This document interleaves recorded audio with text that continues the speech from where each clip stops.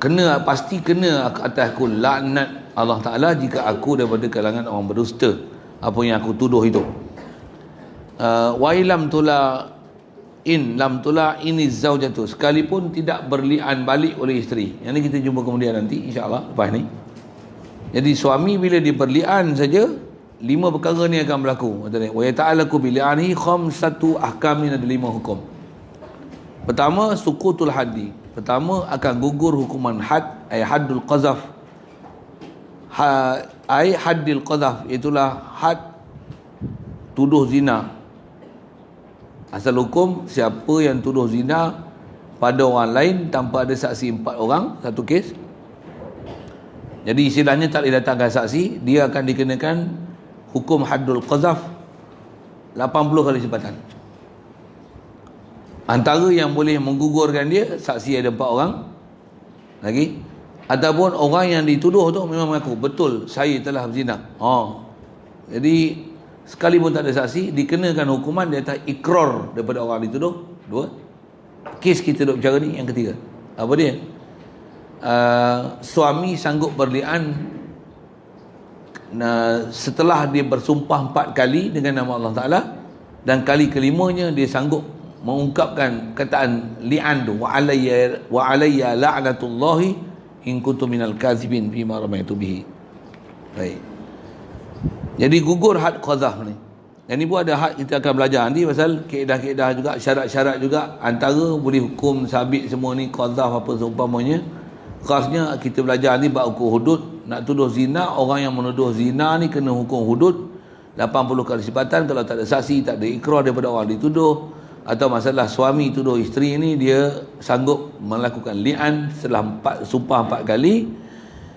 Syarat dia mesti orang yang dituduh zina tu adalah orang yang istilahnya mempunyai marwah, orang yang marwah, orang yang iffah, orang yang memang ada marwah, yang jaga diri, mempunyai kepribadian dan akhlak tinggi, yang orang semua kenal dengan baik akhlak dan peribadi. Ada orang tuduh dia melakukan zina, orang ni baru dapat kemuliaan. Maruah dia yang sedang, yang ada tu, bila ada orang memalukan dia dengan merosakkan maruah dia dengan tuduh zina, orang yang menuduh zina tak dapat datangkan saksi ni 80 kali sebatan. Adapun orang-orang yang tak ada maruah, memang istilahnya jalang, bohbi masa itu, na'udzubillah, aurat pun tak tutup, bercampur lelaki perempuan, lepas tu balik tengah malam, lepak bawah lampu, kerja gelap malam. Kalau yang jantan pula selalu masuk siam, contohlah kan, masuk siam tu ada inverted commas lah, masuk siam, tak faham tanya lain. Selalu pergi duduk Kuala Lumpur dekat lorong Haji Taib, yang tu pun tak faham tanya lain, apa benda tu kan. Kalau kat Ipoh ni selalu lepak-lepak dekat apa agak-agak saya nak sebut munasabah lorong Haji Taib tu, kat Padang Polo, apa benda tu, benda tu kan, ada orang angguk tu, dia orang tahu tu. Ada kejadian-kejadian yang merisaukan kita di tempat itu kan, sama kan. Cuma kat Ipoh, Padang Polo, kat KL lorong Haji Taib. Nama Pak Haji saya tak tahu kenapa lorong tu dia panggil lorong Pak Haji Taib, tak tahu siapa. Nama mujak Haji Tayyib malah tu, Tayyib sikit lah itu kan. Nama tu datang kemudian ke memang dah ada lorong tu jadi tempat tu, saya tak tahu lah tu tanya lain. Jadi kalau orang yang tak ada maruah macam tu, kalau tuduh zina, dia tak akan dapat hukum orang yang menuduh zina pada dia, akan dikenakan 80 sebatan. Pasal apa? Pasal dia sendiri bermaruah.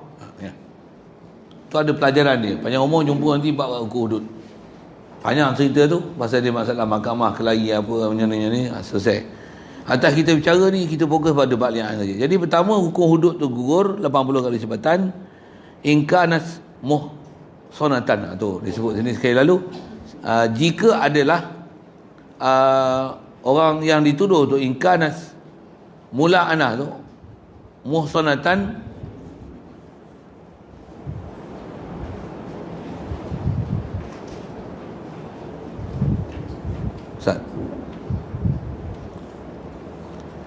Jika adalah perempuan itu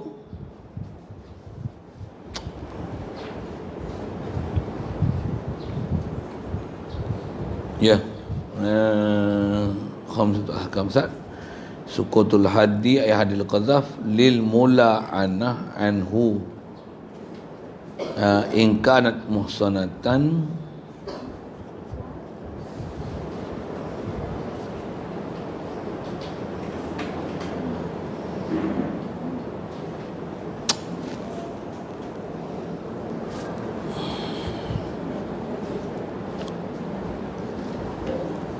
betul.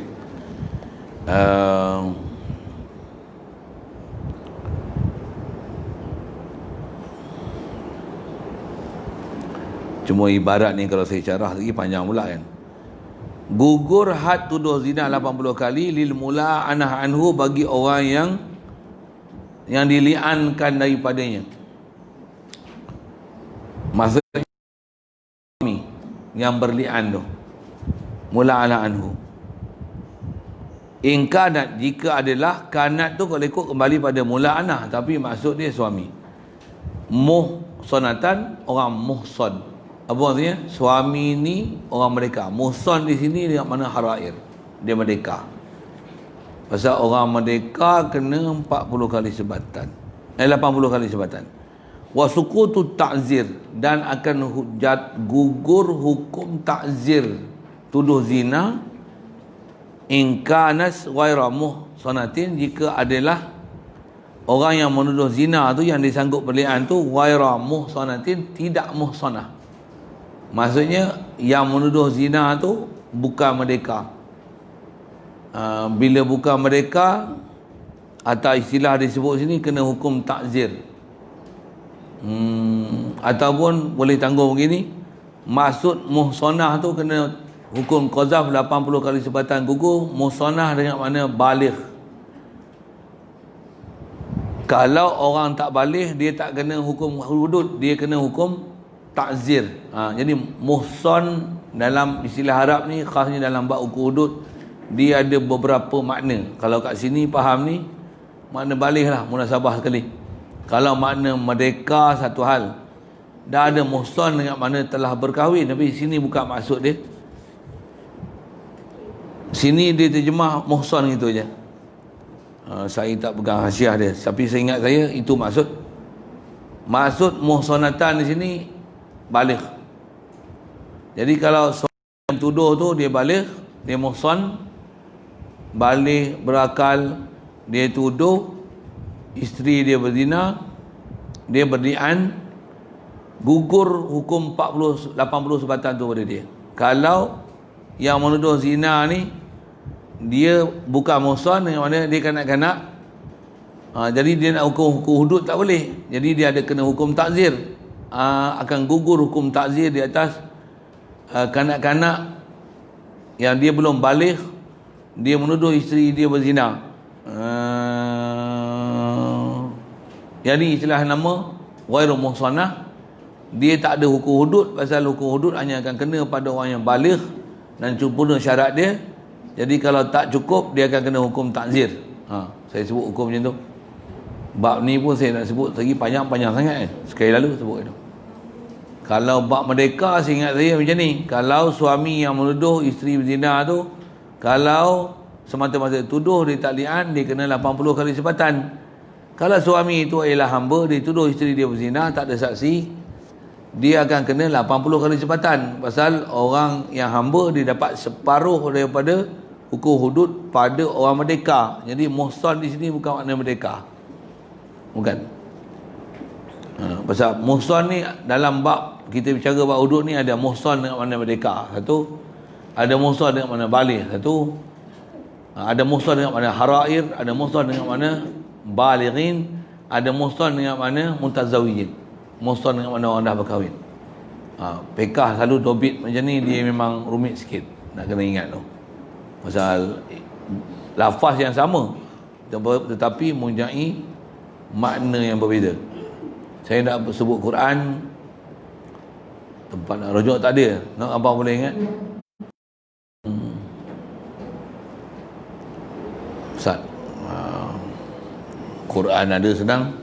Wal muhsanatu minan nisa illati atu muhsan tu mana lain? Ada kan? Juzuk apa tu?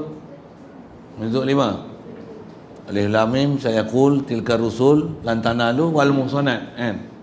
Wal muhsanatu minan nisa.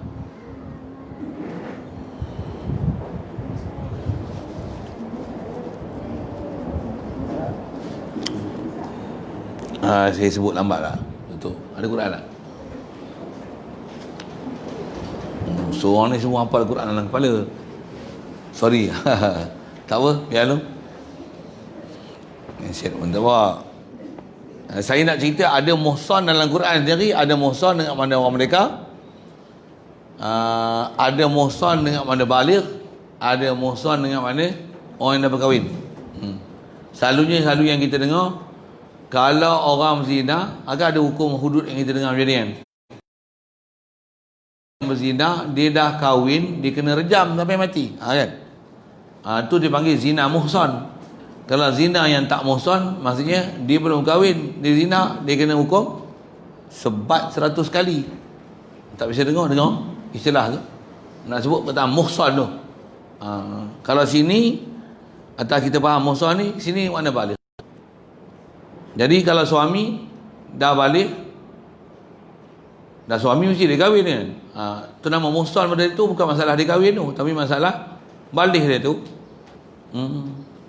Dan dia merdeka, tuduh isteri dia, dengan dia li'an gugur hudud. Kalau dia tak balik, dia kena takzir, gugur takzir. Situ masalah nak syarah itu. Wasani, yang kedua, perkara yang akan terjadi dengan sebab li'an ni, wujubul haddi alaiha, wajib kena had alaiha atas isteri. Alaiha ala haddi zinaha, had zinanya mulana, orang yang perempuan yang dili'an tu, muslimatan kanas au kafiratan, Islam adalah isteri yang dituduh zina tu, ataupun kafiratan, ataupun perempuan kafir. Ni orang perempuan kafir pun ada cerita. Ni cerita macam mana ni? Yang ni nak sebut hukum sikit lagi, bab hudud, bab hukum fiqah yang ada, yang kena faham hukum fiqah ni. Apa dia? Kaedah orang kafir yang hidup negara Islam ni, bila Islam memerintah, orang kafir pun dia kena ikut peraturan hukum-hukum kemasyarakatan, mengikut hukum Islam. Hukum jual beli pun kena ikut hukum Islam. Cuma dia tak ada hukum ibadat yang orang Islam kena sembahyang, kena puasa, kena zakat, kena haji. Orang kafir tak ada. Bab ibadat khas tu dia tak ada. Pasal dia tak boleh sah melainkan dengan dia Islam. Tapi orang kafir yang duduk dalam negeri Islam, tutup aurat dia kena. Haram, arak dia tak boleh minum. Kalau kita cerita orang kafir duduk negeri Islam ni, negeri Islam. Nak tasbih negeri Islam ni, Malaysia susah sikit nak tasbih, masalah pasal penin, nak faham dia. Bagi contoh mudah, siapa? Pandai. Alhamdulillah. Brunei. Kalau kita macam duduk negeri Brunei tu, orang kafir ada tak agak-agak negeri Brunei? Tak ada. Adalah. Cuma saya tak tahu Brunei ni sejauh mana dia punya pelaksanaan. Kita orang Islam kena tutup aurat tak? Orang kafir pun duduk dalam negeri Islam dia kena tutup aurat. Orang lelaki dia tak boleh pakai seluar pendek, dan orang perempuan dia tak boleh pakai baju dalam. Pakai bikini lah maksudnya. Mandi parit lah. Mandi macam kolam rendang, pakai spenda duduk tepi pantai tu, tak lah. Dia tak boleh pergi lepak tepi pantai Bandar Seri Begawan tu. Pakai pakaian bikini apa. Tak boleh. Orang perempuan yang Islam kena tutup aurat, orang kafir pun, orang perempuan kafir pun kena pakai tudung macam mana orang, macam perempuan padri Kristian dalam gereja tu. Macam tu kot bahasa dia. Padri Kristian yang perempuan pakai tudung tak? Dia tak pakai punya pasal. Tapi undang-undang dalam negeri Islam macam mana? Dia kena pakai, dan tudung dia mesti ada speciality dari sudut khas. Ni tudung orang kafir, ni tudung orang kafir. Orang Islam tak boleh pakai fashion tu. Boleh? Faham? Kalau masuk sebut dalam kitab, dia ada istilah Ghiyar. Tu istilah dalam kitab fiqah, bicara dalam bab-bab Hudud nanti. InsyaAllah panjang umur jumpa. Orang kafir bila dia duduk negeri Islam, kalau orang perempuan pakai tudung, dia kena pakai tudung yang kat tudung dia ada tanda untuk menunjukkan ni walaupun dia bertudung, dia kafir, dia tetap kena tutup aurat. Pasal kalau dia buka aurat, orang Islam tengok pening tak? Hampa tengok orang kafir buka aurat tak pening? Oh bagus sungguh. Orang Islam minum arak mabuk tak? Orang kafir minum arak mabuk tak? Tak mabuk? Oh bagus. Orang Islam haram tak minum arak? Orang kafir haram tak minum arak sepatutnya dalam negeri Islam? Ya haram. Pasal apa haram? Kalau dia mabuk, takkan dia seorang yang mati, dia terlanggar kita. Kita yang mati, dia tak mati. Oh senang banyak. Boleh. Faham saya sebut apa? Yang ni undang-undang ni pun, huraian undang-undang ni ada benda yang pening lah ni. Kalau huraian kat Malaysia dia memang pening sikit. Pasal Malaysia ni terpaksa disyarahkan dalam bentuk demokrasi lah, apa balik lah, saya nak cerita tu banyak. Kalau asal dalam kaedah syariat kita, tidak. Orang kafir ni bila dia duduk negeri Islam, atas nama dia kafir zimmi, macam mana? Apa yang undang-undang orang Islam kena, itu undang-undang dia kena. Orang Islam mencuri, potong tangan tak? Orang kafir, jawab, macam mana? Potong tangan juga, betul. Orang mati, orang kafir, orang Islam, kalau mati, harta orang yang hidup ni bila dia mati, kena paraid tak? Orang kafir pun bila mati, kena paraid. Mengikut hukum Islam. Bukan hukum Islam adalah hukum yang paling adil sekali. Jadi hukum-hukum macam tu kena kat orang kafir. Bila duduk negeri Islam, dia kena junjung semua hukum agama Islam. Jadi antaranya, kalau macam ni, orang kafir, isteri dia zina. Dia tuduh isteri dia zina, dia tak boleh datang saksi. Dari segi hukum undang-undang Islam, dia pun kena buat undang-undang Islam. Apa dia? Dia pun kena sebat 80 kali. Macam apa? Tak ada saksi. Ataupun isteri dia tak mengaku.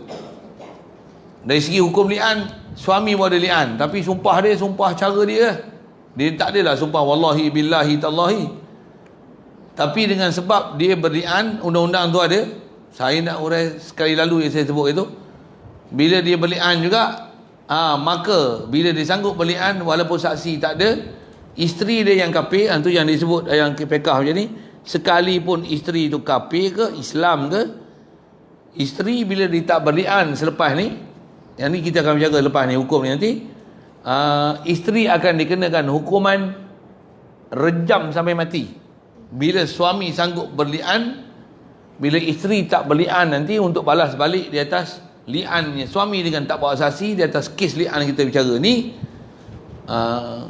isteri itu akan direjam sampai mati. Pasal hukum macam suami boleh datangkan 4 saksi untuk menuduh benarnya suami ni menuduh isteri itu berzina, seolah-olah macam itu.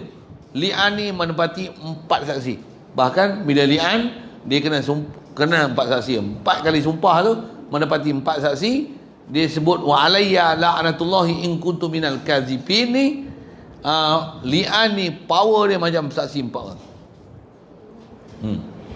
Jadi isteri tu nanti kalau dia tak berli'an sama selepas ni, kita akan bicara nanti lepas ni, isteri itu akan direjam sampai mati di atas tuduhan berzina. Ya.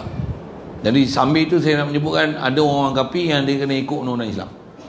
Dan tu undang-undang Islam ni atas nama sedekah dia tak ada sedekah. Tapi kalau bak harta, kita orang Islam ada zakat, orang kafir dia tak ada zakat ibadat, tapi dia ada tetap kena bayaran disebab harta dia kepada kerajaan Islam.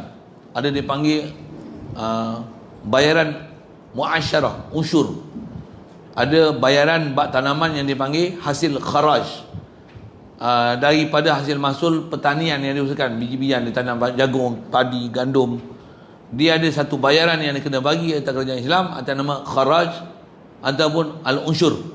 Dan ada diat dia kena bayar pada kerajaan Islam untuk menunjukkan kesetiaan dia duduk di bawah pemerintahan Islam. Panjang saya nak syarah tu. Yang kerajaan British dulu dia menerima undang-undang ni dengan meletakkan satu hak yang besar pada Duli Yang Maha Mulia, yang di Pertuan Agong tak ada siapa boleh mencemar Duli. Hang petikai Pertuan Agong macam mana? Boleh tangkap. Hashtag tu, lepas tu PDRM, jaga kau. Dia duk maki agung, kata apa fuck you lah, apa benda lah, macam-macam dia sebut. PDRM sama, tangkap. Memang ada yang dah tangkap lah pun. Kerajaan dulu tak tangkap. Kerajaan dulu kan kerajaan apa, kaki kencing apa tu. Lah ni mujur kerajaan tu dah hampui, ni kerajaan lain pula. Mudah-mudahan kerajaan ni baik, betulkan kesilapan yang telah berlaku dan jangan ulang kesilapan ni sekali lagi. Orang Islam sepatutnya takkan kena sengat daripada lubang yang sama 2 kali. Itu kiranya nak menunjukkan cerdiknya orang Islam. Dah kena kencing, takkan kena kencing sekali lagi. Kalau di AP esok dia pakai baju Melayu, pakai jubah, pakai sorban pun macam mana? Aku kenal kau. Londeh aku tengok kau di AP. Pakai sorban memang nampak cantik je. Tak usah sembah aku kenal hang di AP. Di AP. Apa dia? Manusia yang berkepala babi. Apa? Dia nak sebut musang berbulu ayam. Macam mana sebut? Itu lah. Tak faham. Tak faham tu dah. Panggil lain. Saya nak reka bahasa tu, kita lajak sebut lah ni. Okey, siap. Kenal DAP, kenal. Untuk saya berlakon lah pakai baju Melayu, main turun padang pakai baju Melayu, tolong buka puasa sama-sama orang Islam, tak kucing hang. Hang hanya nak meraih undi, hang nak buat macam hang punya tuan rumah, ni negara engkau yang pejuang kemerdekaan, orang komunis yang jahat, dia nak bubuh dalam buku sejarah hari 34, dah ditukar fakta pun, dah dicetak pun buku teks tu. Apa? Mengatakan mereka adalah pejuang kemerdekaan negara. Woi, betul kau. Dia sampai macam tu, jahat dia. Patah sejarah dia putar belit. Bodoh juga orang Melayu, dia kelahi ni sepak je tu. Bubuh ayat macam tu kan. Sebab memang ada orang kita tu pun ramai lagi orang kita yang memang masih tak sedar di tahap al-bengong-ngiyin kan. Macam ketua hakim negara yang baru lantik baru kan, daripada orang Islam kan, ada kan? Dah lantik kan? Siapa? Idrus Harun. Alhamdulillah. Memang orang dulu pun, pemimpin dulu pun mengakui dia memang sepatutnya jadi ketua hakim negara. Lah yang bodoh hang dulu hang tak lantik. Buat apa kalau tidak kerajaan kau tak jatuh kan?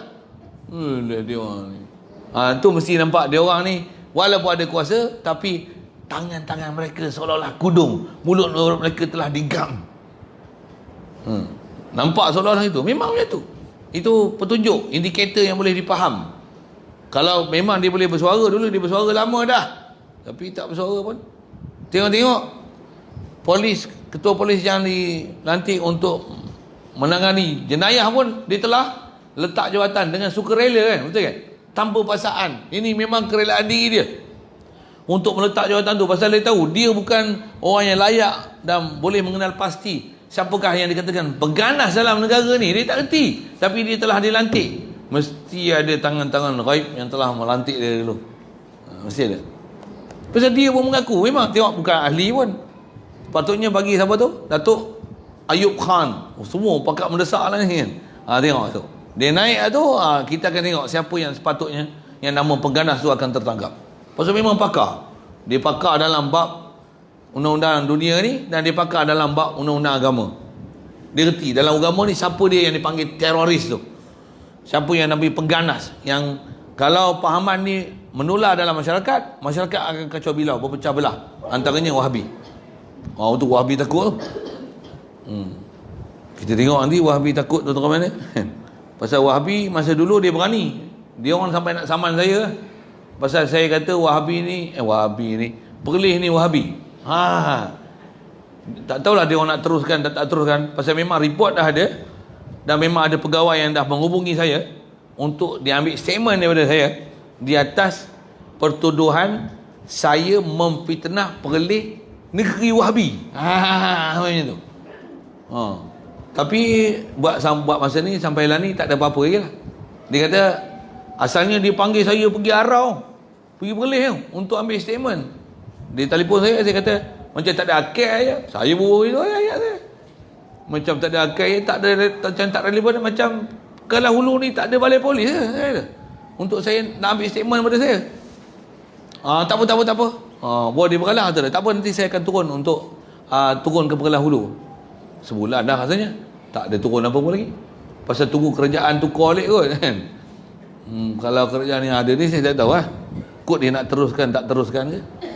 Tapi saya amat bersyukur pasal dia kata ada ni lah kan, orang-orang negeri tu, mufti dia sendiri mengaku, dia kata dia ahli sunnah wal jamaah.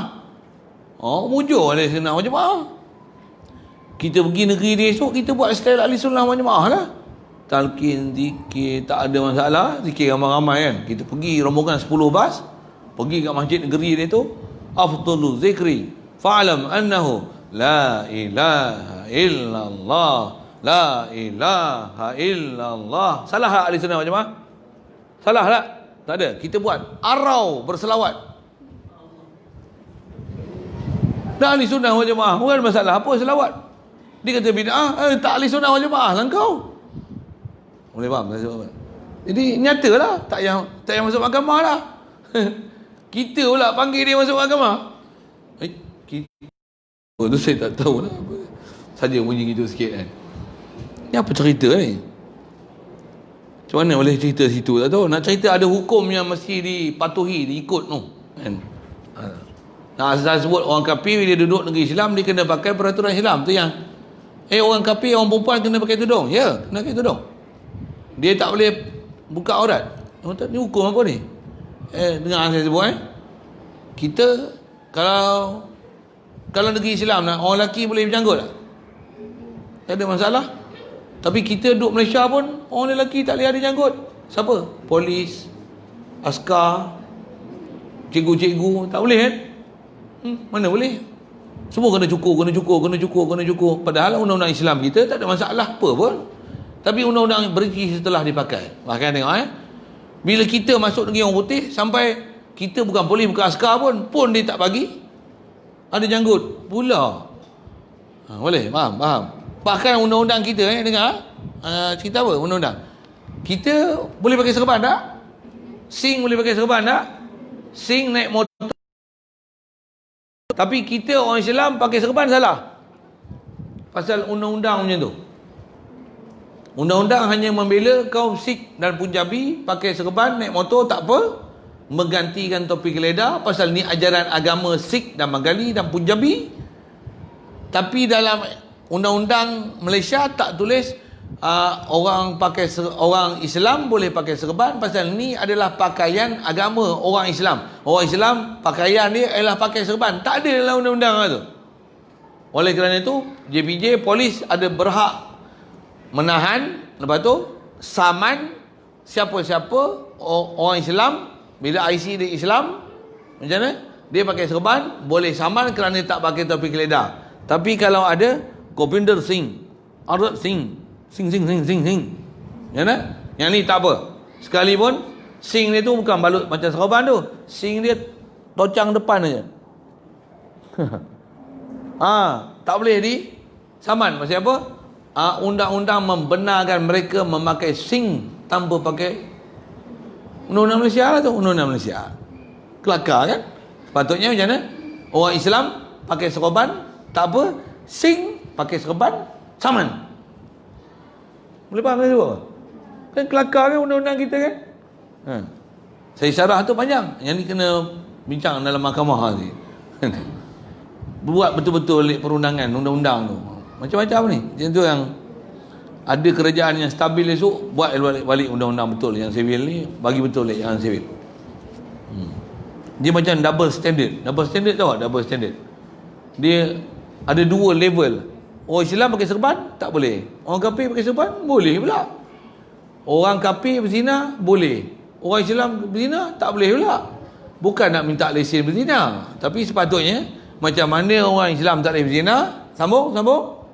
Orang kafir pun tak boleh berzina. Orang kafir tak boleh minum arak, sambung. Orang Islam tak boleh minum arak, sambung. Pandai, best banget hamba ya. Bagus. Orang Islam tak boleh main judi, sambung. Orang kafir, orang Islam tak boleh buat kilang arak, sambung. Best. Cakap hamba berfikir ya. Macam tu orang Islam kita. Yang ni ada pula arak halal, ada arak haram. Arak halal apa? Jawab. Bukan. Arak yang ada lesen daripada kerajaan. Itu arak halal. Arak yang masuk dalam Malaysia yang bayar cukai, itu arak halal. Arak haram macam mana? Arak yang tak bayar duty, bandar. Lagi? Arak yang tak ada lesen. Itu arak haram. Boleh?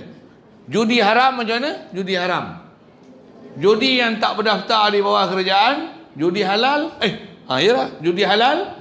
Magnum. Dama Chai. Okay? Kasino. Bukit Tinggi apa tu. Macam-macam saya nak sebut. Saya tak pandai. Yang tu halal. Judi halal. Tu pun halal untuk orang kafir saja. Orang kafir, orang Islam are not allowed.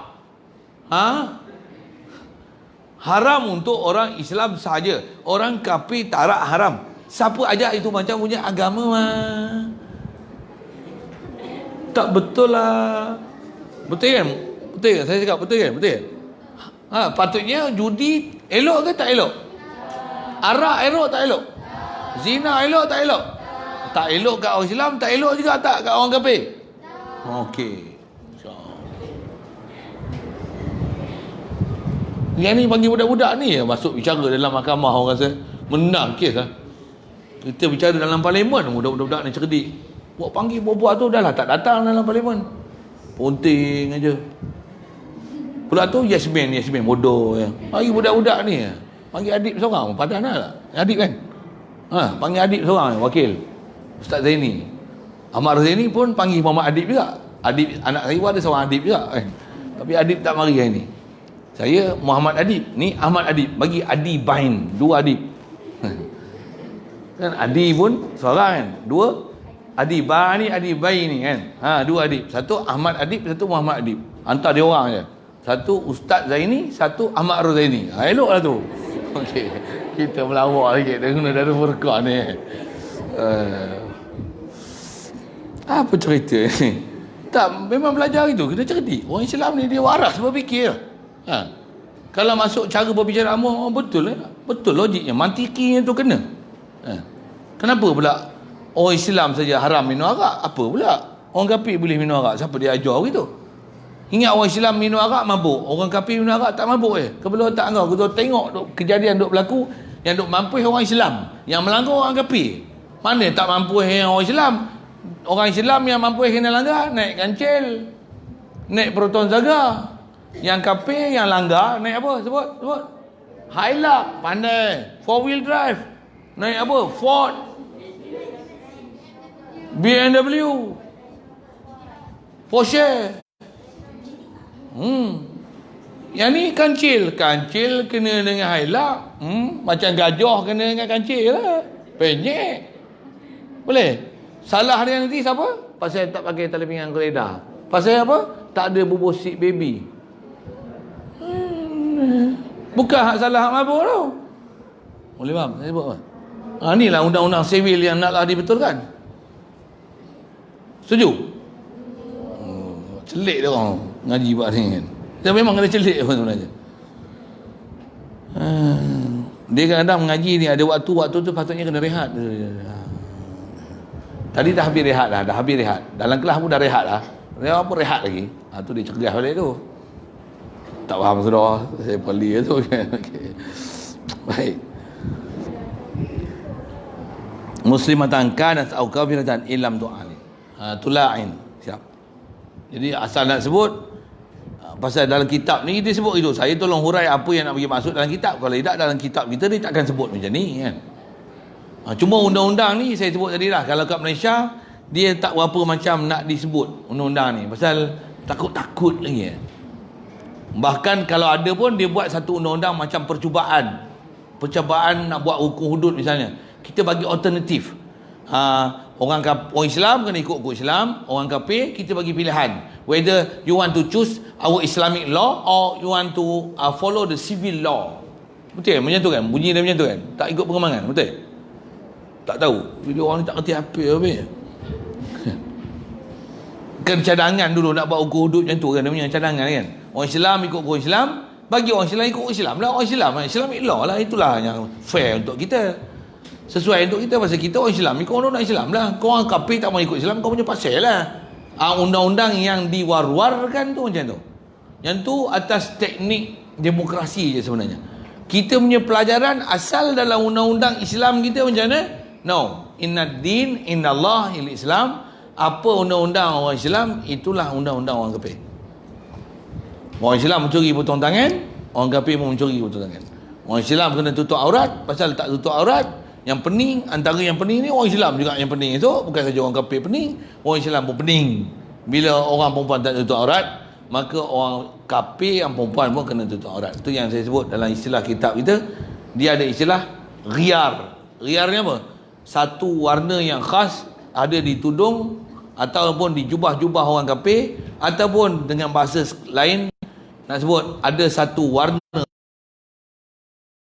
yang kalau pakai pattern ni, warna ni ataupun tanda-tanda warna macam ni dekat tudung mereka, yang ni menunjukkan tudung orang kafir. Yang orang Islam haram sama sekali memakai pakaian tu, dan orang kafir haram memakai tudung macam mana tudung orang Islam. Boleh faham saya cakap apa? Kalau misalnya tudung lah, tudung ikin misalnya, ni tudung orang Yahudi. Tudung bawai, ni tudung Nasrani. Contoh, saya bagi contoh je. Tempat bawai ni tudung yang Nasrani. Tudung ikinnya, ni Yahudi. Nampak je orang sembah tokong, yang ni tudung Tionghoa. Yang ni tudung Hindu. Boleh faham? Saya cakap apa? Ada peraturan macam tu dalam syariat. Cuma yang ni kalau sebut awal-awal, dia orang sakit kepala nanti. Biar dulu. Pasal apa? Tapi undang-undang yang kita kena belajar dan faham, inilah undang-undang Islam kita. Barulah orang Islam ni akan selamat. Bahkan tengok sepatutnya orang kafir ni, bila dia tengok orang Islam semua taat semua, apa akan jadi? Dia sendiri akan malu dengan apa keadaan yang ada pada dia. Saya buat misal tapi kalau faham ni, nak laksana tu, sebelum tu apa dia? Laksana dulu orang Islam pun pakai tudung. Yang nama Cik Siti yang tak pakai tudung tu, bagi bubuh tudung. Cik Siti mana tak tahulah, macam-macam nama Siti ada kan. Yang mana artis-artis tak pakai tudung tu, bubuh pakai tudung. Bukan sunat wajib. Wajib. Dah bukan, kena pakai tudung lah. Kalau orang Islam pun tak pakai tudung, kita nak suruh orang kafir pakai tudung, kan kelakar sikit tu kan. Nak suruh orang kafir pakai tudung, sebelum tu buat undang-undang orang perempuan bertudung dulu. Dan kaedah kita pun buat undang-undang boleh, tapi ajarlah dengan mendidik. Macam mana? Kita bubuh syarat. Syarat untuk dapat kerja pakai tudung. Syarat tudung pun hitam. Syarat tudung pun labuh. Tak ada kriteria ni, tak boleh. Dan boleh bahasa Arab. Syarat mesti agama Islam. Syarat mesti solehah, jaga sembahyang. Syarat ada suami. Syarat bermadu, sanggup madu. Contohlah. Senang. Tak ada masalah. Pasal apa? Semua syarat-syarat tu menyebabkan dia terpaksa akur perintah-perintah syarak. Boleh faham saya sebut apa? Yang tu kalau sebut orang Islam kita baru mengamuk. Pula. Yang tu kau tak mengaji akidah lagi selesai apanya. Akidah pun masalah. Jangan saya sebut. Saya bukan nak ngempeng-ngempeng apa, tapi saya nak ajar syariat. Buat misal misalnya, saksi, macam kita belajar buat saksi ni, saksi mesti syarat dia orang Islam. Orang kafir tak boleh jadi saksi. Pasal orang kafir nak jadi saksi apa? Dia pun kena saksi untuk menunjukkan dia kafir esok, dan dia kena bakar dalam api neraka. Takkan dia nak jadi saksi untuk orang lain? Mana boleh. Satu orang kafir, walaupun dia nak tuduh orang isteri dia berzina, dia kena cari saksi orang Islam, tak boleh saksi orang kafir. Jadi nanti dia pun kata apa? Silap aku kafir. Pasal apa? Kalau aku kafir dapat hukum macam ni. Kalau aku Islam kan bagus. Itulah, kau masuklah Islam. Asyhadu an la ilaha illallah, asyhadu anna Muhammadar Rasulullah. Sebab Islam, sebab tak Islam dia tak dapat zakat. Sebab tak Islam dia tak dapat keistimewaan. Orang tak dapat kurban. Tak dapat daging akikah. Sebab tak Islam tak dapat, tak dapat. Ruginya aku. Baik aku Islam, bodoh buat apa tak mau Islam. Tak tahu. Dia akan jadi gitu. Sepatutnya undang-undang tu menggalakkan mereka untuk masuk Islam. Yang ni kaedah kita, kaedah syariat yang ada. Macam mana undang-undang tu dia akan tackle untuk orang kafir ni, secara tak langsung dia akan masuk Islam. Bahkan undang-undang, tengok undang-undang yang ada, orang Islam kena ngaji agama tak? Kena ngaji agama tak? Orang kafir pun duduk negeri Islam, dia kena ngaji agama. Yang dia orang baru masuk Islam, baru masuk negeri kita, satu hal dia kafir, tapi anak-anak dia wajib duduk sekolah agama sekolah kebangsaan, bukan sekolah kebangsaan lagi ni, sekolah kebangsaan ni yang teras di agama, yang kita orang Islam pun kena dapat agama. Di sekolah kebangsaan lah dididik agama, orang kafir pun dia kena mengaji agama. Dan bila dia balik, dia dah tahu dah agama Islam, walaupun mak bapak dia kafir, dia takkan jadi kafir, pasal dia dah faham Islam, dia akan masuk Islam. Mak bapak dia kafir, anak dia adalah aset kita, mesti dia akan jadi Islam. Dia asuh dengan Islam, undang-undang Islam, pakaian Islam, walaupun sekolah rendah. Walaupun mak dia kafir, dia main sekolah rendah bertudung, anak dia seluar panjang, anak dia berkepiah bersongkok, walaupun walaupun dia cakap macam tu, bila masuk sekolah kebangsaan macam mana, dia takkan cakap Cina lah, dia cakap Melayu 100%, bahkan kecek Kelantan lagi. Mu makan seruk lagi, tak seruk lagi, mu seruk kepada dia, mu kasih kabu boleh kecek Kelantan, Cina cakap macam Melayu sebiji, dan tak ada perkauman Cina, India, tak ada ah. Macam mana? Semua ni kita rakyat Malaysia kan. Tak ada lah bunyi macam tu. Kita semua rakyat Malaysia. Cina cakap macam tu. Dah tak ada dah perkauman Cina. Tak ada dah. Bahkan dia dah macam orang Melayu. Bahkan dia Islam. Pasal dah duduk lama sini. Patutnya macam tu. Ni terbalik lah. Apa dia? Habis orang Islam dikristiankan. Syarah panjang tu. Cukup. Nampak macam mana undang-undang yang sepatutnya kita bina, masyarakat yang kita nak pilih, lepas tu pemimpin yang nak kita tabalkan. Yang tu kot bahasanya. Baik, as-salisu zawalul firashi. Baik, yang ketiganya, bila suami berlian akan hilanglah hamparan. Apa maksudnya? Isteri dah tak jadi isteri dengan lian ni. Secara tak langsung isteri itu tercerai. Itu istilah hilang hamparan. Wa abbara anhu, kata dia telah mengibarat oleh pengarang kitab ni anhu dengan kata zawalil firash, hilang hamparan. Pasal apa? Tak kena. Wa abbara anhu ghairul musannif bil furqati mu'abbadati. Ada kitab lain disebut dengan asal itu furqah mu'abbadah. Dia tak sebut zawalul firah, dia sebut dengan penceraian yang selama-lamanya. Penceraian suami isteri, antara penceraian yang isteri takkan boleh berkahwin semula dengan bekas suami dia adalah kes li'an. Istilahnya penceraian selama-lamanya, kekal abadi, takkan boleh rujuk kembali. Wahiyya hasilatun zahiran wa batinan wa in kazzabal mula'inu nafsahu. Kata dia, hukum bercerai selama-lama ni adalah berlaku zahir dan batin. Masuk zahir macam mana? Wa in kazzabal mula'inu nafsahu. Sekalipun setelah berlaku li'an, mendustalah suami yang berli'an itu akan diri dia. Suami yang berli'an tu kata dia, sebenarnya saya tipu je. Sebenarnya saya bukan nampak isteri saya berzina, saja saya tuduh zina, boleh bercerai. Lepas tu sekarang saya nak ambil balik lah, sebenarnya dulu saya bohong. Selama-lamanya, selagi kau duduk dalam negara Islam, telah difailkan kau orang suami yang berli'an dengan isteri selama-lamanya. Sekalipun dia mendustai diri dia yang dia berli'an dulu, bohong saja, dia takkan boleh balik semula pada isteri dia. Dia istilahnya telah berlaku rekod, bukan rekod merah, rekod hitam legam. Tak boleh dipulihkan dah rekod tu, sekalipun dia bohong aja. Warabi'u nafyul waladi anil mula'ini ammal mula'anatu fala yantafi anhu nasabul walad. Baik, antara hukum yang berlaku adalah, kata dia yang keempat ni, ternafinya anak daripada suami yang berli'an. Suami bila berli'an, anak tu tak boleh band dengan dia. Pasal apa? Tentulah dia akan menafikan anak tu bukan anak dia. Lagi, adapun wa ammal mula'anatu, adapun isteri yang dili'an, macam mana? Anak tu macam mana pula? Tu mak macam mana?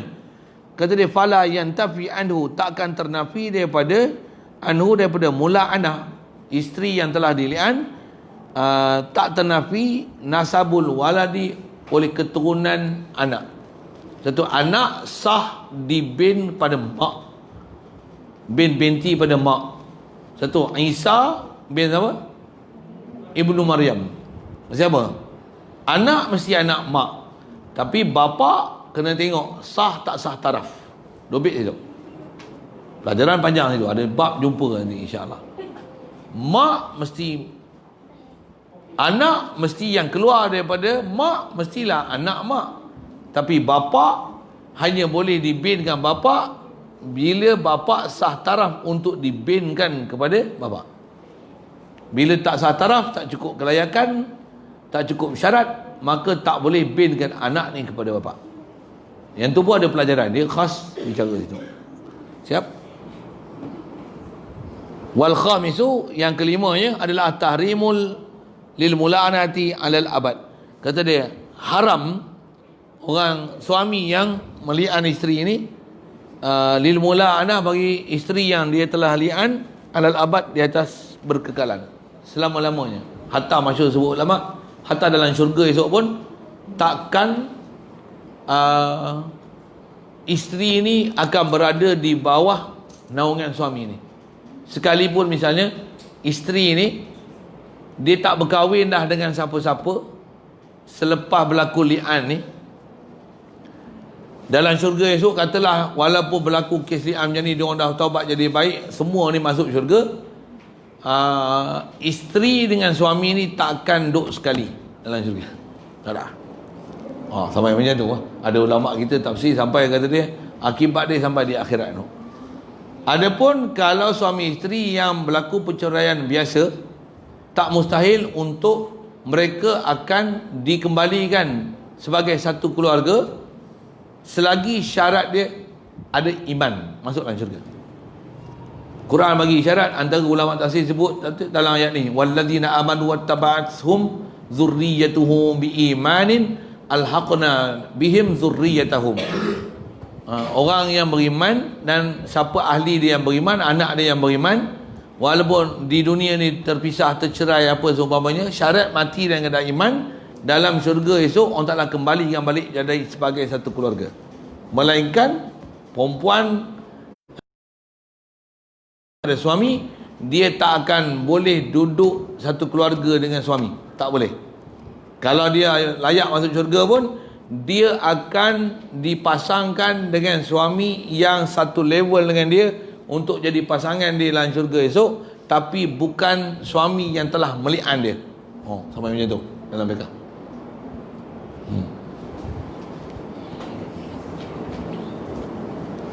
Jadi fala yahillu lil mula'ini nikahuha, maka tak halal bagi suami yang telah berli'an akan isteri dia berkahwin akan isteri yang telah dili'an ni.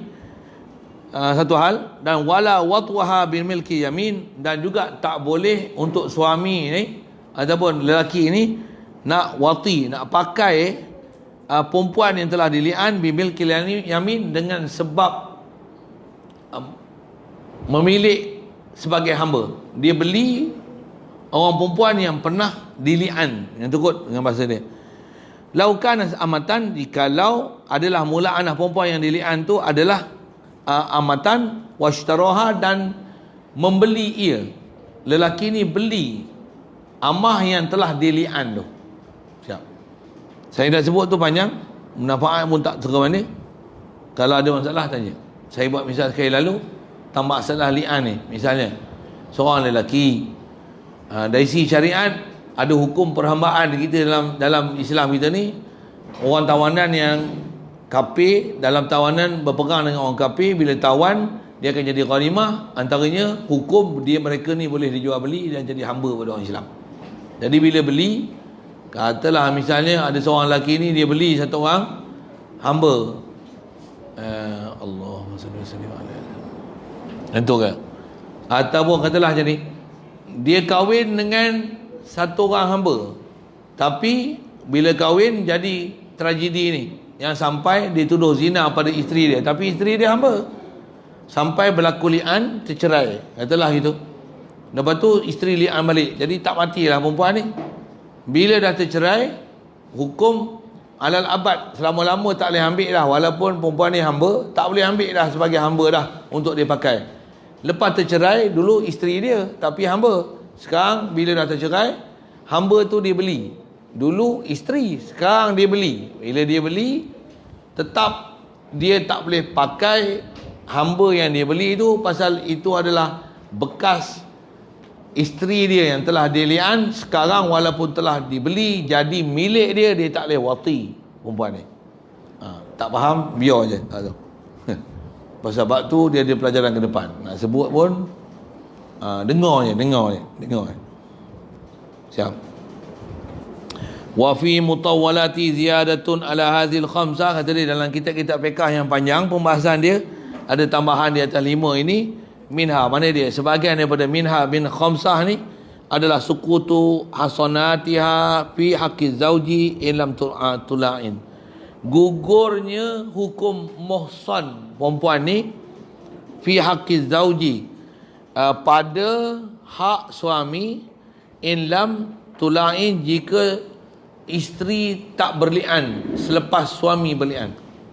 Maksudnya suami bila dia tuduh isteri dia zina, tak ada saksi, dia berlian, isteri dia ni dah hukum tak ada maruah.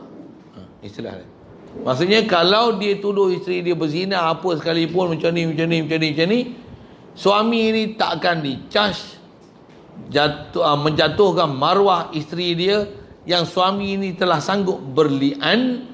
Bila dia berlian, isteri ni pula tak berlian sama, untuk menafikan hukum kena rejam sampai mati nanti. Isteri ni dengan isbah suami dah tak, istilah dia tak ada maruah yang terpelihara dah. Suami kalau kata zina dekat isteri ni macam-macam mana sekalipun, isteri tak boleh ambil tindakan mahkamah untuk charge suami ni tuduh zina dia tanpa saksi untuk kenakan 80 kali sebatan. Tak ada.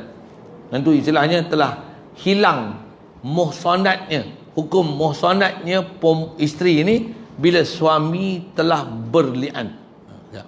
Yang ni sekali lalu saya sebut tadi, perempuan yang akan ada hukum kalau ada orang tuduh zina kat dia, orang yang menuduh tu boleh kena 80 kali sebatan jika perempuan ni nama dia muhsanat, orang perempuan ada maruah.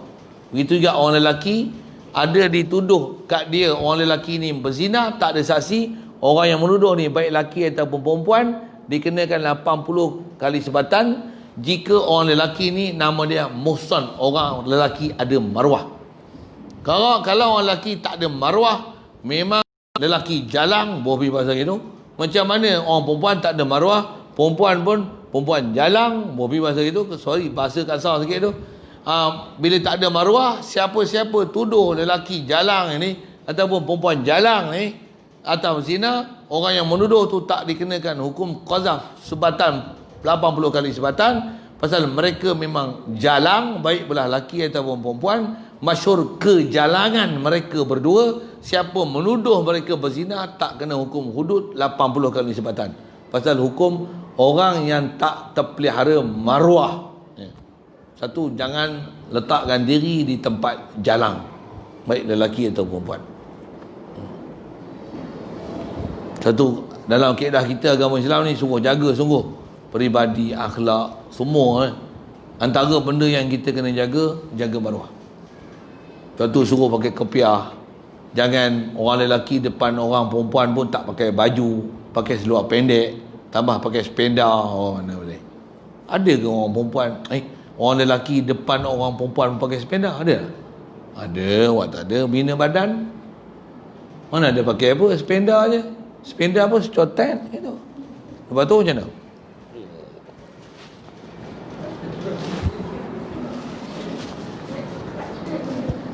Muka pun ditunjuk habis urat-urat dia. Kan dia pakai sepeda je betul tak? Jalang. Jantan tu jalang, walaupun nama dia apa hebat sekalipun. Nama dia Muhammad Nur ke apa ke, Malik Nur ke, apa Nur ke, apa ke, tak kira. Nama dia jalang. Kalau dia taubat, okey, bagus. Selagi dia tak taubat tu, nama dia jalang. Pasal apa jalang? Pakai sepeda depan orang. Boleh? Ataupun perenang. Perempuan. Dan perenang mesti pakai apa nama? Kini. Dulu kini selamanya. Bikini Wow. Kuat dada, kuat lentang kan. Kuat kupu-kupu. Johan, wira negara. Pingat emas Olimpik negara. Mengharumkan Malaysia. Harumkan nama Malaysia. Harumlah nama juara Olimpik, tapi jalan. Pakai sepeda depan orang ramai. Kalau tuduh zina pun, siapa yang tuduh zina tu takkan kena hukum sebat 80 kali. Pasal apa? Jawab. Pasal apa jalan? Tak ada maruah. Aurat pun tak tutup, sepeda lah tu. Masuk pakai baju mandi lagi. Duduk gedik-gedik lah tu. Masuk TV lah lagi. Berbangga pula tu dengan maksiat yang dia buat. Oh ya. Musawah, cepau lah. Boleh saya cakap macam ni kan. Apa punya maruah ni? Malaysia tak ada. Ratu cantik. Oh, ada Ratu cantik? Jalang. Bahasa dia jalang.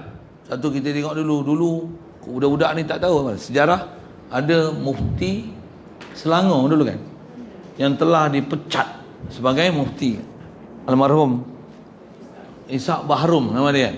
Pasal isu Ratu cantik lah. Dia buat ambil tindakan majlis agama, dia orang lawan dengan mahkamah sivil, kalah weh. Lepas tu macam mana? Mufti dipecat. Astagfirullah.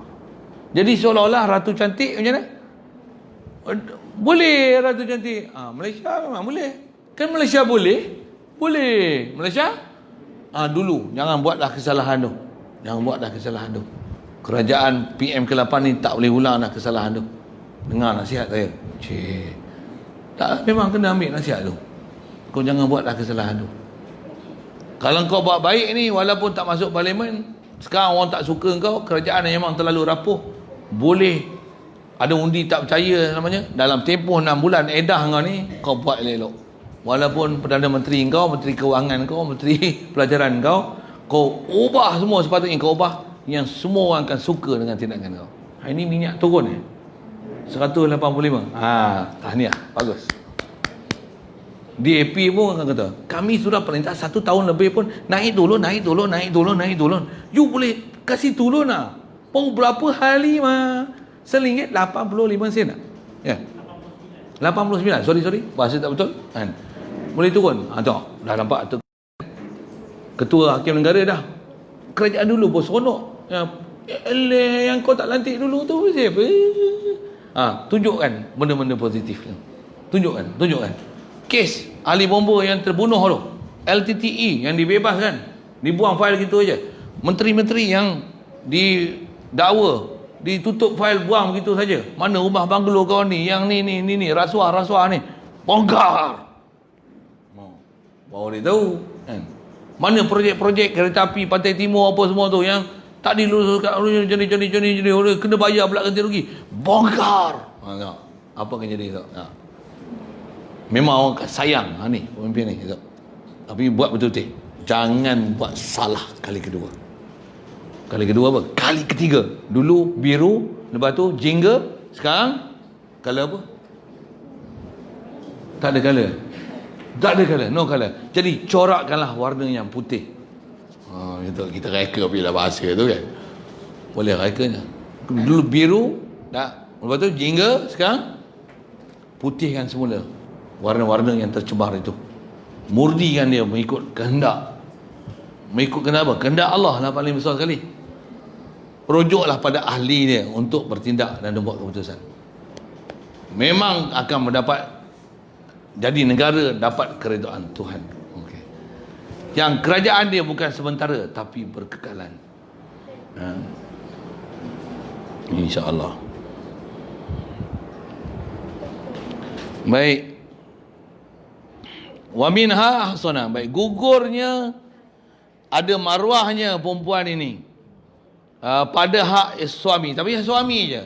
Pasal suami bila dia dah belian, suami ada kuasa besar untuk mengatakan memang telah sabit, aku dah tuduh dia zina, memang dia perempuan tak elok, dia jalang, aku sanggup. Seolah-olah dia ada 4 saksi yang sangat kuat disebabkan dia berani bersumpah dan dia sanggup berlian tu. Seolah-olah dia menepati kuasa besar untuk kata apa-apa pada perempuan yang dah jatuh maruah ni disebabkan lian itu. Seolah-olah dia ada a very big license untuk kata apa-apa kat dia. Maksud apa? Lian tu. Kuasa besar tu. Macam mana pun janganlah fitnah benda-benda yang merapu. Tapi dari segi hak suami kepada isteri, dia ada kuasa itu dan tak dijatuhkan hukum 80 kali sebatan dengan apa-apa dia sebut zina pada isteri yang telah dili'an oleh suami. Ini disebabkan suami ini dengan isteri itu, bila suami telah berli'an, jika isteri tak berli'an sama, isteri ini istilahnya dah jadi jalang nisbah isteri suami itu.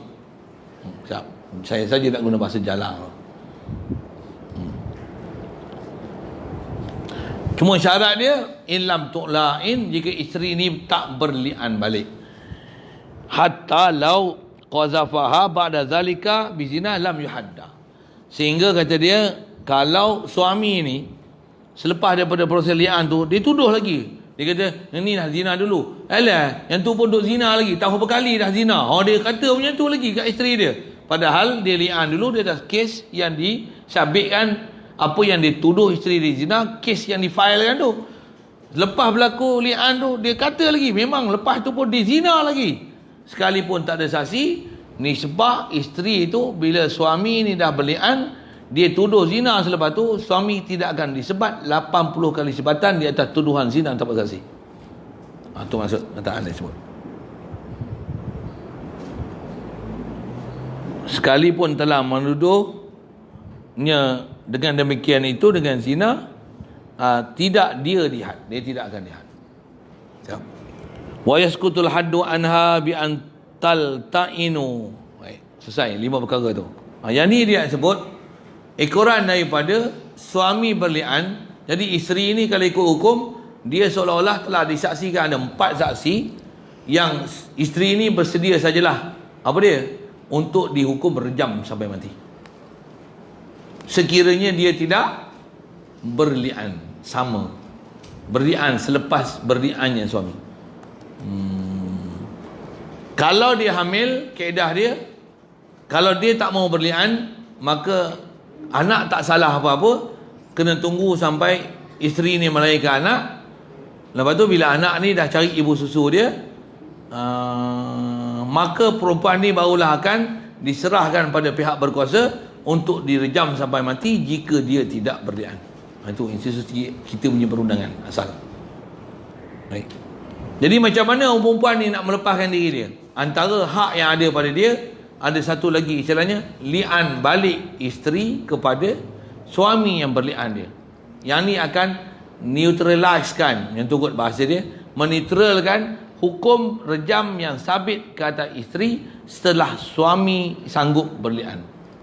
Jadi hukum suami isteri tercerai, saya tu memang berkekalan apa, tak boleh berkahwin dengan suami isteri ni, tapi suami tak kena hukum sebat tuduh zina 80 kali, isteri pun tak kena rejam sampai mati apabila isteri sanggup berli'an balik, menjawab li'an suami yang bersumpah 4 kali dan berli'an kali kelima, isteri kena bersumpah 4 kali dan kena ada perkataan ghadab yang disebut dalam teks ni, wa alayya ghadabullah in kana minal kadhibin, kena in kana minas sadiqin, silap sebut atas aku murka Allah Ta'ala yang sangat besar sekiranya suami aku ni dia adalah orang yang benar di atas tuduhan dia.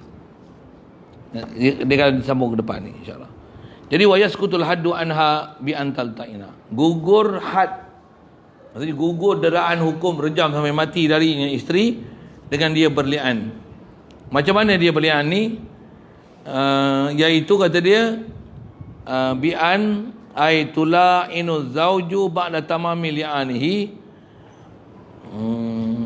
selepas daripada berli'annya suami dengan sempurna li'an suami, fatakulu. Jadi kalau isteri nak berli'an, maka suami isteri kena kata macam ni, fi li'aniha. Kalau isteri nanti pihak mahkamah akan menguruskan semua urusan li'an ni, dia kata macam ni, in kanal mula'inu hadiran, jika adalah suami yang duk li'an tu hadir. Jadi faham ni ada 2 proses lah, li'an suami kepada isteri, satu lagi proses li'an isteri kepada suami. Isteri kena kata macam ni, asyhadu billahi anna fulanan hadha la minal kadhibina fima ramani bihi minar zina wa takarraral mula'inatu hadzal kalama 4 marrat. Baik. Jadi dia kena sebut perkataan ni. Perkataan ni macam mana kita pelajaran lepas, yang membicarakan kes ni, dia kena mengajar isteri ni untuk mengucapkan lafaz li'an tu macam mana. Bagi teks suruh dia sebut, ajar dia, ini lafaz dia. Terjemah Melayu macam ni: aku bersaksi dengan Allah Ta'ala bahawa si Pulan ni disebutlah nama suami dia ni. Kalau suami dia duduk ada, tunjuk suami aku ni duduk tuduh aku zina ni, adalah di kalangan orang berdusta pada apa yang dituduh aku berzina tu. Baik. Jadi perempuan yang berlian ni, dia kena ulang-ulangkan perkataan ni 4 kali. Jadi dia kena sebut asyhadu billahi anna fulanan. Ni laki ni, kalau sebut nama-nama lah, sebut si Fulan bin si Fulan adalah pendusta dengan yang dituduh kat aku. Kena ulang 4 kali. Lepas tu wataqulu fil marratil khamisah, perempuan ni kena sebut kali kelima fi min li'anihi, daripada li'an isteri. Atas nama li'an, tapi dia kena sebut ni ba'daan ya'idha wa'adha ya'idhu an ya'idhaha, selepas menasihat akan isteri ni hakim menasihat. Awil muhakam, kita dah bicara itu isu hakim atau muhakam ni, bitakhwifihi laha, dengan menakutnya hakim ni akan isteri tersebut, min azabillahi, daripada azab Allah Ta'ala, fil akhirati, pada akhirat, wa annahu asyaddu min azabid dunya, dan bahawasanya azab Allah Ta'ala di akhirat adalah lebih bersengatan daripada azab dunia. Hakim kena nasihat. Ni baik. Apa kata-kata yang disebut kali kelima ni? Kata dia wa alayya. Baca Arab tu alayya, bukan wa ala. Wa alayya, ya tu bertasydid. Wa alayya ghadabullahi in kana minas sadiqin fima ramani bihi minazina. Dia kena baca, kena sebut macam ni. Dan ke atas aku murka Allah Ta'ala. Dia sumpah 4 kali tadi. Murka Allah Ta'ala atas aku sekiranya dia ni, suami ni, daripada kalangan orang yang benar pada apa yang dia lontar aku dengan daripadanya daripada zina. Dengan bahasa kita, kalau wajib akan kena ke atas aku murka Allah Ta'ala yang sangat besar jika suami aku benar di atas tuduhan zina dia kat atas aku. Macam tu kot kalau kita sesuaikan, munasabahkan, sinkronaskan bahasa kot dalam bahasa Melayu kita. Baik, yang tu dia betul-betul terjemah Arab. Wa ma zakara minal qawli mazkuri mahalhu bin natiq. Kata dia, apa yang telah disebutkan daripada kata-kata tersebut, tempatnya adalah pada orang yang bercakap. Orang yang bercakap lah akan sebut itu. Amal bi isyarati muhibah. Adapun kalau kes ni berlaku di kalangan orang bisu, dia kena isyarat. Ni bahasa isyarat ni kalau kita faham dalam syarak, zaman pemerintahan Islam dulu, ilmu isyarat orang bisu ni dah ada. Cuma saya sendiri tak tahu, saya tak pernah belajar.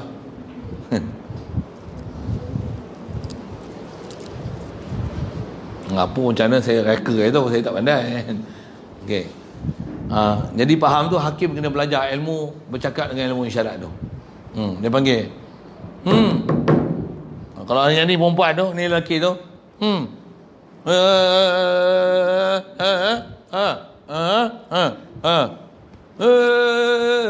Kita sebut kan. Apa suara dia bunyi, dia bunyi. Betul, dia nasihat lah.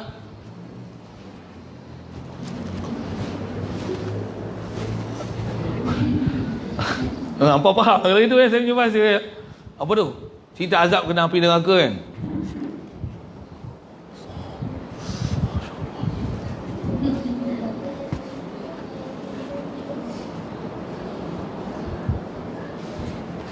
Oh, dia tak li'an juga katanya. Baik.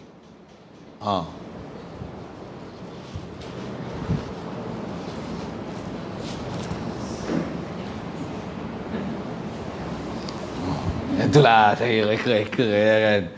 Kalau tak beku belajarlah ilmu tu. Saya tak pandai ilmu tu.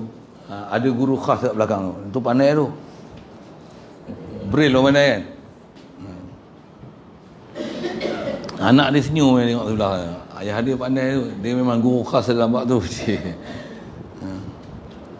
Isyaratnya ni saya pun tak pandai. Nak pergi tandas kalau macam mana? Kalau tandas mana? Tandas.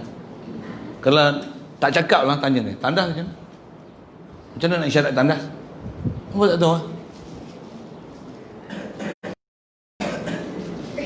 Dia orang tak belajar. Betul. Ni. Ada ni, ada di belakang. Wah, tak ada. Putih ya? Ada ni. Saya jauh lawa sikit. Ni tak boleh fokus. Macam ni nampak macam nak tarik tu. Memang isyarat. Kalau orang faham isyarat antarabangsa, dia akan tahu. Ni tu ni. Kalau nak isyarat bisu biasa punya macam ni, ajak. Tunjuk bila. Unformal. Okey, siap. Jadi lafaz bercakap itu orang bercakap, orang bisu cakap orang bisu. Yang tu kena mengaji lain. Walau abdala fil kalimat. Habis sikit lagi tu. Jikalau kata dia, walau abdala fi kalimatil li'an lafdhu syahadah bil halfi ka qaulil mula'ini ahlafu billahi aw lafdhil ghadabi bil la'ni aw aksihi ka qaulihi la'natullah alayya la'natullah, ditukar tu, wa qaluhu ghadabullahi alayya aw dhikru kull minal ghadabi wal la'ni qabla tamami syahadati al arba'i lam yasiha fil jami'. Baca sekali dulu. Kata dia, jikalau seorang tu menukarkan. Jadi nas yang ada berdasarkan Al-Quran, lafaz li'an ni dia lafaz tertentu, dia tak boleh ditukar ganti lah. Okey. Dia kata macam ni, kalau ada orang tukar kalimah-kalimah yang telah diajar tu, dia tukar kalimah li'an tu dengan saksi. Saksi tu dia tukar dengan lafaz sumpah. Aku bersumpah. Dia tak kata asyhadu. Tapi dia tukar ahlafu. Seperti kata suami yang berlian, aku bersumpah dengan Allah. Dia tak kata aku bersaksi dengan Allah Ta'ala. Satu. Ataupun lafaz murka, alayya ghadabullah, dia tukar dengan alayya la'natullah. Ataupun terbalik, masa suami disebut alayya ghadabullah, tukar daripada alayya la'natullah. Seperti kata si isteri, la'natullah. Isteri kata alayya la'natullah. Dan kata suami, murka Allah. Suami kata alayya ghadabullah. Atau menyebut setiap daripada murka dan laknat. Ataupun suami sebut wa alayya la'natullah wa ghadabullah. Isteri pun sebut wa alayya ghadabullah wa la'natullah. Sempurna saksian yang empat tu. Kalau disebut semua ni sebelum empat-empat saksi tu, jadi dia berlian sebelum siap empat, ataupun dia tukar mana tempat yang ghadab dan li'an, tak sah semua tu. Jadi semua peraturan untuk sahkan li'an, dia mesti duduk di bawah arahan mahkamah dan tunjuk ajar daripada pihak mahkamah, dan pengesahan hukum pun adalah di bawah perintah mahkamah. Pasal dia tak boleh buat dengan peraturan sendiri. Jadi mesti ada undang-undang Islam, penguatkuasaan undang-undang Islam, dan dipanggil oleh siapa yang berkuasa, pemerintah, untuk melaksanakan undang-undang Islam ni. Tak ada kaedah dia pergi masjid, lepas tu naik atas mimbar, lepas tu buat sumpah laknat. Tak ada. Itu bukan kaedah syariat. Kaedah syariat mesti wartakan hukum ni, lepas tu siapa yang terlibat panggil, dengan tunjuk ajar daripada hakim yang menguruskan perbicaraan ni, siapa yang nak menuduh, siapa yang dituduh. Dan tuduhan ni atau li'an ni dia khas untuk suami kepada isteri. Kalau takat nak tuduhan semburit apa tu, malu sebut tu, macam mana? Yang tu tak ada kaedah dia, pergi naik atas mimbar, wallahi billahi tallahi bahawasanya saya nama sekian ni telah bersaksi bahawasanya saya ni telah diliwat oleh kawan ni, telah semburit saya gini, dan saya adalah benar. Kalau saya tipu, saya kena laknat Allah Ta'ala, kena panah lintak, kena panah peti. Macam mana? Tak pakai. Jangan buat undang-undang bodoh tu. Kita bukan boleh buat undang-undang bodoh tu. Kalau nak buat hukum syariat, kau wartakan elok, kau martabatkan hukum syariat, buat hukum tu betul-betul, bukan saja untuk engkau, untuk semua orang Islam adalah hukum tu. Kalau sekadar nak main drama, nak buat apa macam drama petang, drama pagi, drama bilik nombor 13, nombor 13 ya. Nombor apa? Yang cerita hantu. Oh, dia orang tak tahu, biarkan. Ada kan dulu iklan cerita hantu bilik nombor 13? Tak tahu, 13. Bubuh je lah. Saya bukan ingat nombor-nombor tu. Saya bukan kaki tengok cerita hantu. Hantu pun takut kat saya. Saja buat itu kan. Apa hantu takut kat saya ni? Cerita apa ni? Cerita lain tu. Siap. Selesai itu. Jadi asal nak bicaranya yang kita nak sebut yang akhir tu nak sebut apa? Balian ni dia bukan boleh saja-saja pergi buat sumpah laknat, apa lagi seumpama itu. Dia panggil mubahalah, mula anak. Saja-saja pergi buat masjid naik atas mimbar. Itu dakwa orang ni semata-mata buat hukuman tersebut. Lepas tu suruh orang tu pula cabar pula orang ni pula sumpah laknat. Tak ada kaedah macam tu dalam syarak. Balian ni ada ni hanya kes suami tuduh isteri berzina. Tak ada sumpah li'an dalam bab syariat lain. Tak ada. Kalau ada yang sebut dalam Quran tu yang disebut bab mula anah tu Allahumma salli faqul ta'alau nadu abna'ana wa abna'akum wa nisa'ana wa nisa'akum wa anfusana wa anfusakum thumma nabtahil fanaj'al la'natallahi 'alal kadzibin. Ayat tu di awal-awal Islam dulu ada.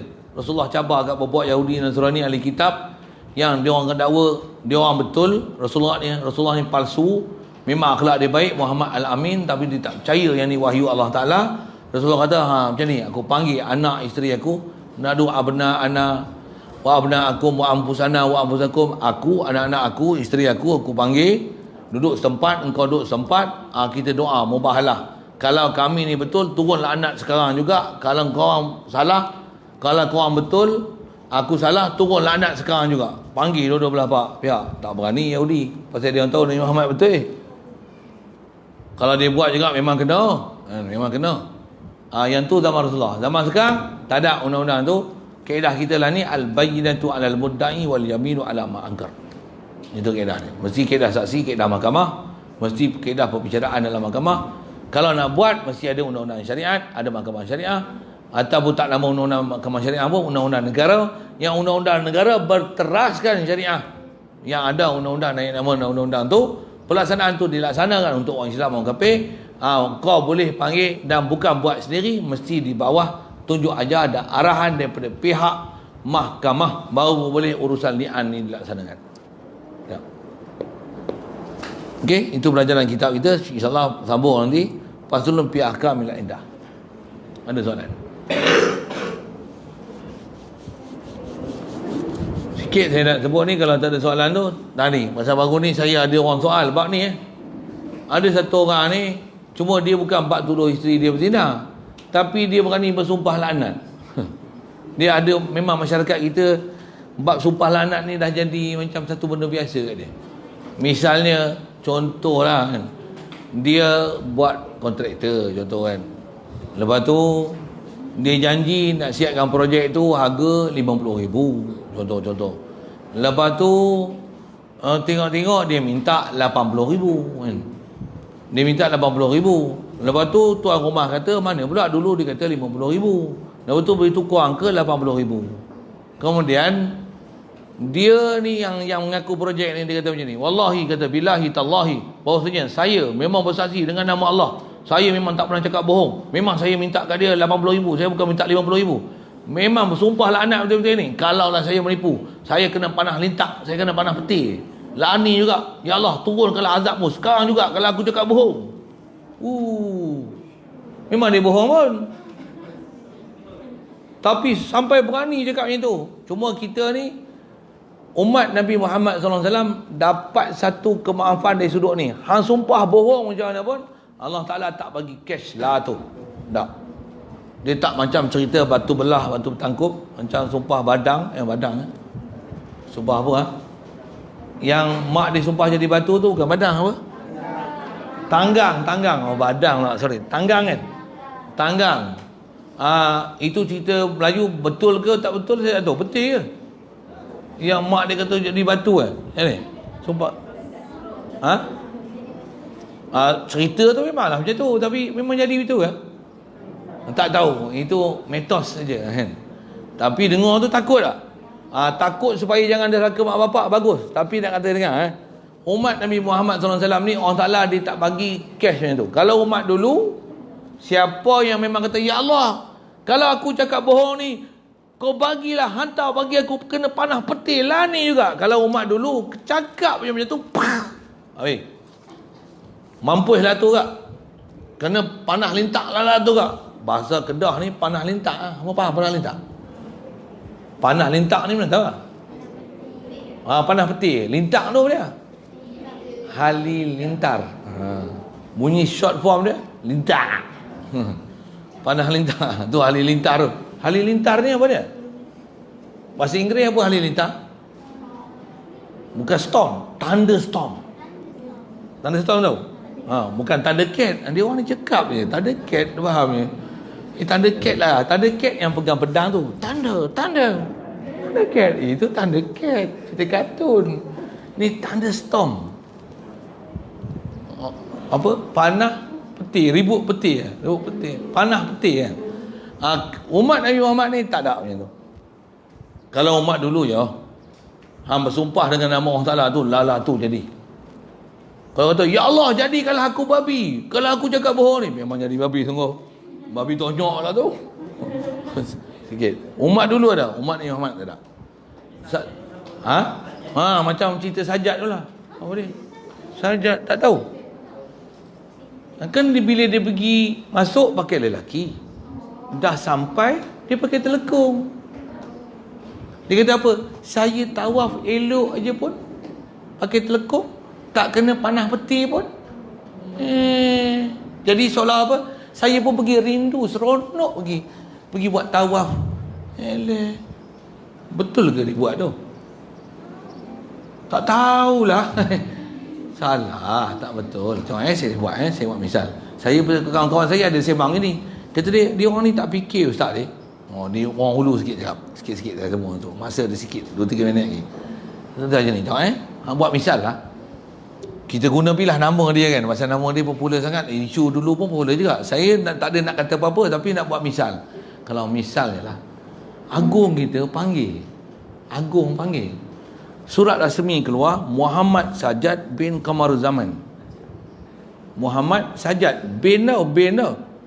Dipanggil menghadap Betel pada tarikh 8 hari bulan Jun, hari pertabalan Betel. Betul kan? Memang dia nak buat hari pertabalan 8 hari bulan Jun kan? Mana-mana minggu pertama hari Isnin. Itu ke? Macam itulah. Saya tak peduli sangat tu. Untuk menghadap Betel, untuk Betel memberi satu anugerah. Contohlah, agak-agak Muhammad Sajat bin Kamaruzaman. Dengar Muhammad Sajat bin Kamaruzaman. Dia pakai baju Melayu ke dia pakai baju kurung? Kenapa? Muhammad Sajat bin Kamaruzaman.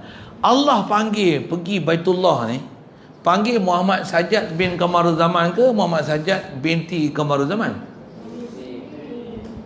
Bin.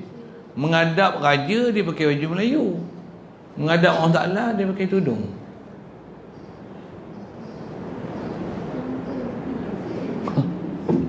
Waktu dia kata apa?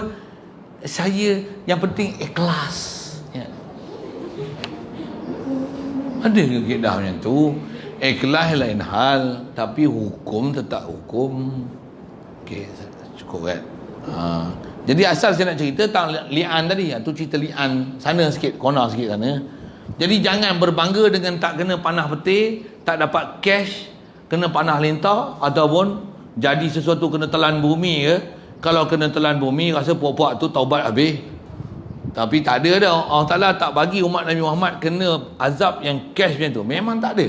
Yang ni ialah rahmat Allah Ta'ala bagi ke umat Muhammad sallallahu alaihi wasallam. Kalau Allah Ta'ala buat macam tu, umat Nabi Muhammad ni semua jadi baik-baik habis. Iya. Siapa je buat semburit tu kena terbalik bumi macam mana kaum Sadum tu kan. Sodok tu pum. Tengok satu rumah ni pum kena telan bumi. Hak ni sodok pum kena empuk dalam bumi, tenggelam dalam tu. 80 kaki, 90 kaki bawah tanah tu. Boom, pasal apa? Ni mesti semburit ni. Ni mesti semburit ni. Kalau ada lah macam tu, semua tobat, semua jadi baik. Tapi tak ada. Umat Nabi Muhammad Allah Ta'ala tak bagi. Tak nak kita.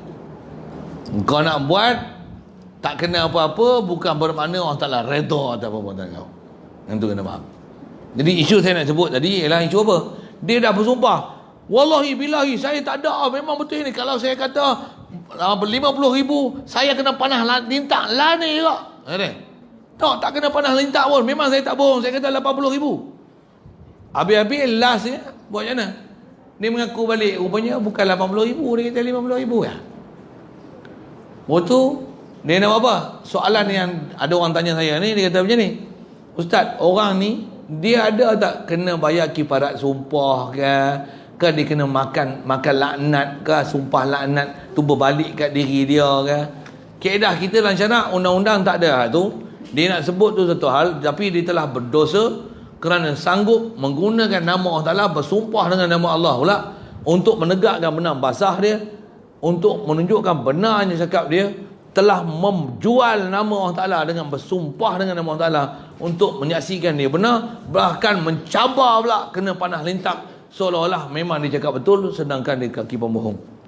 Bayang no, iman dia duduk di mana? Alhamdulillah. Nisbah taubat memang kena taubat. Pintu taubat takkan tertutup selagi nyawa tak sampai kongkong, selagi matahari tak terbit sebelah barat. Dobit di situ. Orang tanya tu, saya jawab itulah. Tak apa. Terima kasih. Pasal dia nak tanya, adakah nanti kita boleh tengok orang ni kena makan sumpah ke, jadi satu-satu tu bukti kata sumpah laknat tipu ke. Ada benda yang kita tak boleh bagi hukum. Di atas isu kita bicara ni, pasal pernah berlaku dalam sejarah. Itu bukan saja saya ada cerita. Zaman Rasulullah pernah berlaku kes li'an ni. Pasal tu hukum li'an ni ada. Datangnya Quran pun mencerita hukum li'an ni.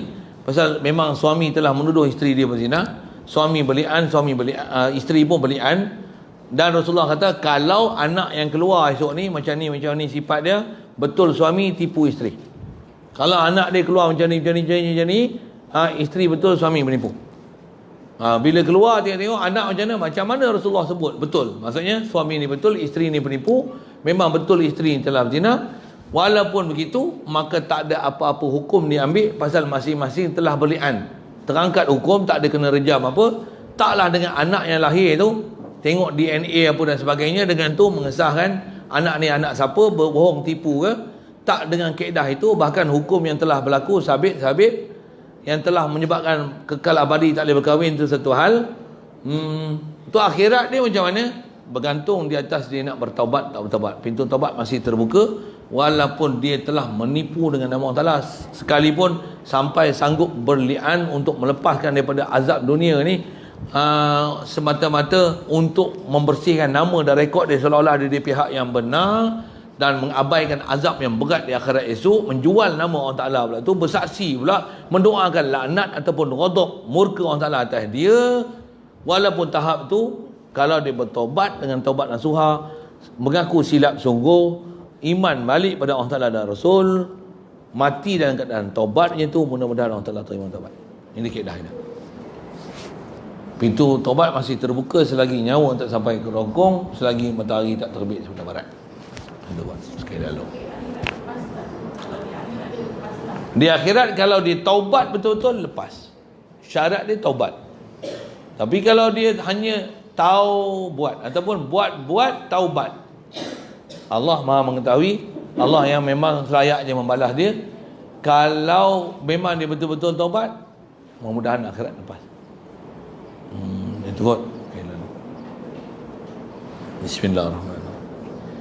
Allahumma nawwir qulubana min nur hidayatika kama nawwartal arda min nur syamsika wa lana abada bi rahmatika ya arhamar rahimin, warzuqna fahman nabiyyin wa hifdzal mursalin wa ilhamal malaikatil muqarrabin wa sallim tasliman ala jamil anbiya'i wal mursalin walhamdulillahi rabbil alamin.